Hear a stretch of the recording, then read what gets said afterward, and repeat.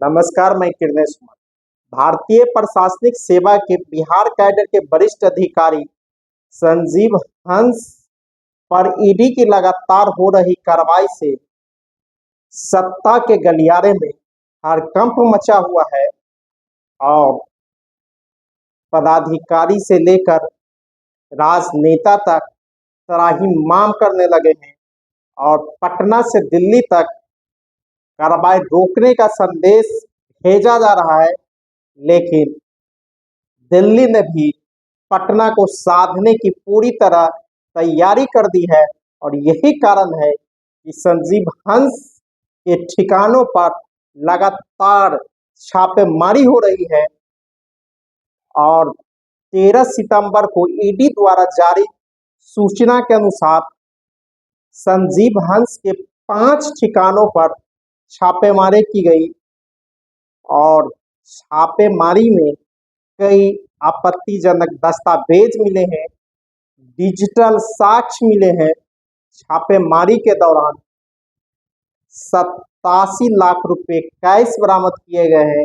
11 लाख रुपए कीमत के करीब 13 किलो चांदी के मिले हैं, तो 1.5 करोड़ रुपए के करीब 2 किलो सोने के सिक्के मिले हैं। तो आप अंदाज लगा सकते हैं कि किस तरह की कार्रवाई बिहार में ईडी ने शुरू कर दी है।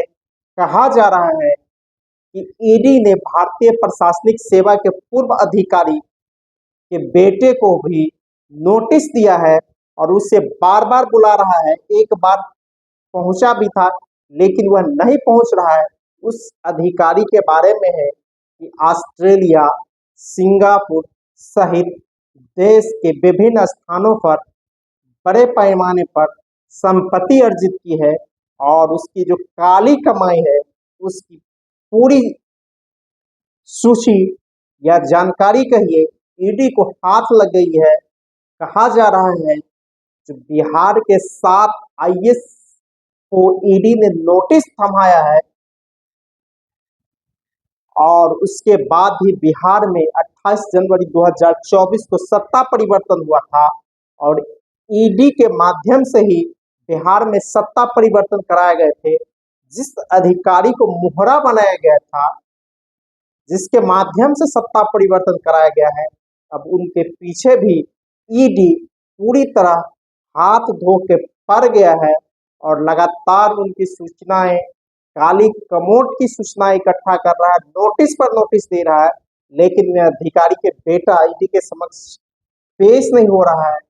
और यही कारण है कि लगातार संजीव हंस के इर्द के ठिकानों पर छापेमारी की जा रही है। चर्चा है कि 100 करोड़ के आसपास की संपत्ति से की जानकारी ईडी को हाथ लगी है।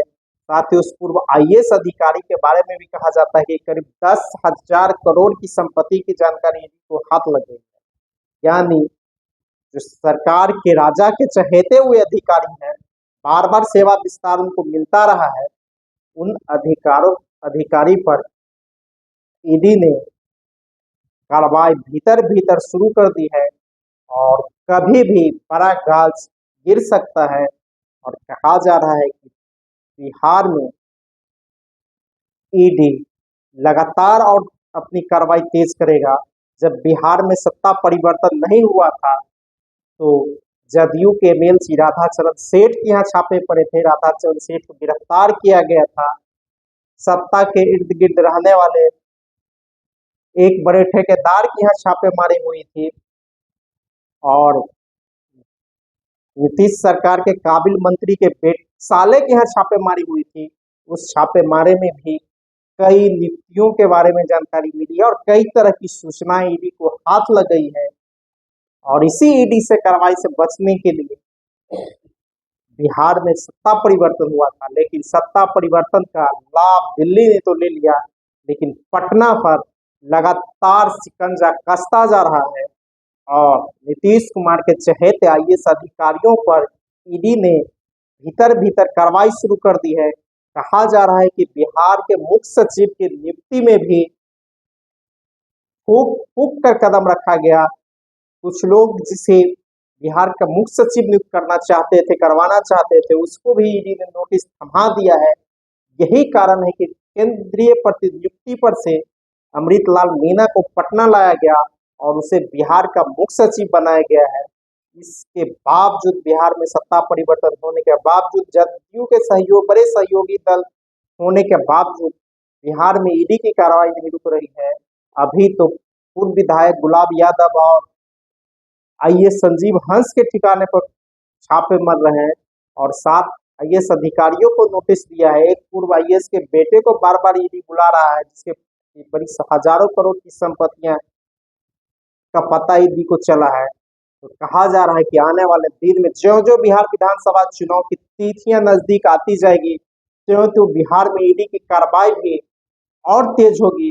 जैसे लोकसभा चुनाव से पहले ईडी ने राजद सुप्रीमो लालू प्रसाद यादव, पूर्व मुख्यमंत्री तेजस्वी प्रसाद सहित कई को लगातार बुला रहा था। अरविंद केजरीवाल को गिरफ्तार करके जेल भेजा गया। अरविंद केजरीवाल को बेल भी मिल गया है। झारखंड के मुख्यमंत्री हेमंत सोरेन को गिरफ्तार किया गया। हेमंत सोरेन को इस्तीफा देने के बाद देना पड़ा, फिर वे जेल से बाहर आए, फिर मुख्यमंत्री बने। यानी 2024 में केंद्र में सत्ता बचाने के लिए विपक्षी नेताओं पर अब कार्रवाई जमकर की गई थी। तो अब 2025 में होने वाले बिहार विधानसभा चुनाव से पहले बिहार में भ्रष्ट अधिकारियों के विरुद्ध ईडी ने कार्रवाई शुरू की है। हालांकि कहा जा रहा है इसका निशाना कुछ और है और इस ईडी के कार्रवाई से कई लोगों को साधने की भी तैयारी है। और जिस संजीव हंस पर कार्रवाई की गई है, इसी मोदी सरकार में जब रामविलास पासवान केंद्रीय मंत्री थे, उस दौर में संजीव हंस उसके आप सचिव रहे हैं। तो आप अंदाज लगा सकते हैं कि किस किस पर को साधने के लिए संजीव हंस पर कार्रवाई की जा रही है। बिहार सरकार तो साधा ही रही है और कहीं और निशाना है। तो इस तरह की कार्रवाई आने वाले दिनों में तेज होगी। हालांकि बिहार के सत्ता के गलियारों में हड़कंप मचा हुआ है। जो भ्रष्ट आईएएस है, जिन्होंने काली कमाई की है, हजारों करोड़ की संपत्तियां अर्जित की है, वे त्राहिमाम कर रहे हैं। कोई केंद्रीय प्रतिनियुक्ति पर भागना चाहते हैं, कोई जहां तहां। और पूर्व डीजीपी के बारे में भी जो पेपर लीक मामले में कार्रवाई की गई, उससे पर भी कमीशन लेने का आरोप प्रमाणित हो गया है और उस पर कार्रवाई के भी आदेश दिए जा रहे हैं। इससे साफ साबित हो रहा है कि बिहार में बड़े पैमाने पर भ्रष्टाचार चल रहा है और सरकार अपनी कुर्सी बचाने में लगी हुई है। हालांकि जिस तरह ईडी की कार्रवाई चल रही, इससे लग रहा है कि बिहार में कभी भी कोई बड़ा खेला हो सकता है। धन्यवाद।